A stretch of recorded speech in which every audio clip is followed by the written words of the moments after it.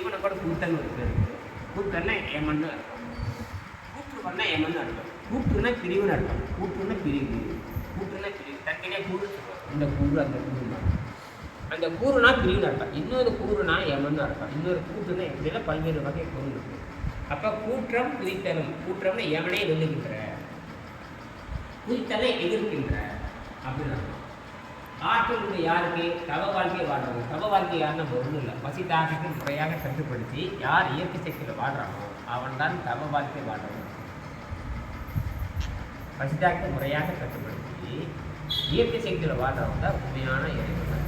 அந்த உண்மையான இறைவனை எப்படி நீங்கள் அந்த உண்மையான ஆற்றலை நீங்கள் புரிந்து கொள்றதுன்னா அந்த ஏழாம் அறிவு. அந்த ஏழாம் அறிவு இன்னொன்று பார்த்தீங்கன்னா, நம்ம சாப்பிட்ற உணவு, இப்போ நம்ம உணவு சாப்பிட்றோம் இல்லையா, உணவு வந்து எந்த விதமாக செலவாகிறது என்பதை கொஞ்சம் படிச்சுட்டெல்லாம் மறந்துட்டு கொஞ்சம் சுயமாக சிந்திச்சு பார்க்கணும்.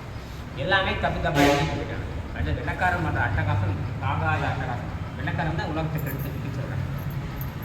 ஒரு நீரை வந்து எதுவுமே நீ பண்ணாட்டி கூட நீரை மட்டும் நீங்கள் மருந்தாக இருந்தாலும் போதும் மாட்டேன். என்ன தப்பு பண்ணாலும் சரி, தப்பு செய்கிறது.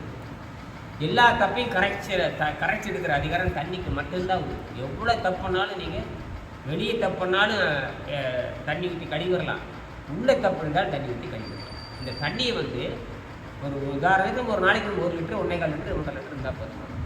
அதை வந்து 50ஆக 60ஆக பிரித்து அப்படியே மருந்து மாதிரி குடிச்சிட்டே வந்தீங்கன்னா உடம்புல ஓடி ஓடி கரைச்சி என்னென்ன திண்ணையோ கருமாந்திரம் அதெல்லாம் கரைச்சி தேவையானதை மட்டும் வைத்துக்கொண்டு தேவையற்ற அதிகப்படியான உப்பி நீரையும் சிறுநீர் மூலமாக மலத்தின் வழக்கம் வெளியேற்றி விடுகிறது. அப்போ உடம்பு நடுநிலை பெற்ற உடலாக பெற்ற உடல் நடுநிலை பெற்ற உடல். இது தின்னு கெட்ட உடலோ, தின்னு கெட்டு போய் நோயால் இறைத்த உடலே கிடையாது. தின்னு கெட்டு போனாலும் பெருத்து போகும். தின்னு கெட்டு போனால் அரிச்சு நோய் வந்து இழைச்சி போய் செத்து பரம்பரை அந்த நிலையில் இல்லாமல் நடுநிலை பெற்ற உடலாக மாறிவிடுது. நான் நினச்சா உணவை திணிச்சு நான் சேர்த்துக்கலாம். சாதாரண உணவே தின்னு சாக வேண்டியது தான். 10 நாள் சாதம் பண்ணித்தரேன்னா இன்னும் 3 நாள் வெயில் சுற்றிட்டு 1 நாள் தடாரு நீர் குளிச்சுட்டு அதுலேருந்து மண்டையில் நீர் போகும். இப்போ தான் கொஞ்சம் சரியாயிடும்.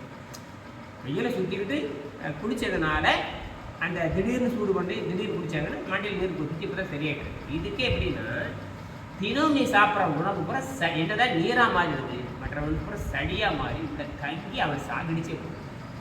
சாதாரண உணவு சளியாக மாறிடுது. சொல்லி முடிச்சுக்கிறேன். சாதாரண உணவு என்னமா மாறுது? 9 வகையான சரி உணவு இருக்கு உலகத்தில்.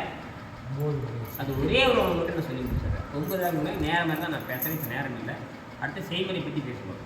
9 வகையான சரி உணவு தான் உலகம் திருட்டு இருக்கு. குழந்தை குட்டிகிட்டு இருக்கு. எல்லா இளவும் கருமாந்திரம் என் குடும்பம் வந்து இந்த நாட்டுக்கு தான் திருட்டு. நான் தப்பிச்சிட்டேன். என்னது? நான் தப்பிச்சதுனால நான் வந்து அறவழியில் பொருளுக்கு முயற்சி பண்ணிட்டேன்.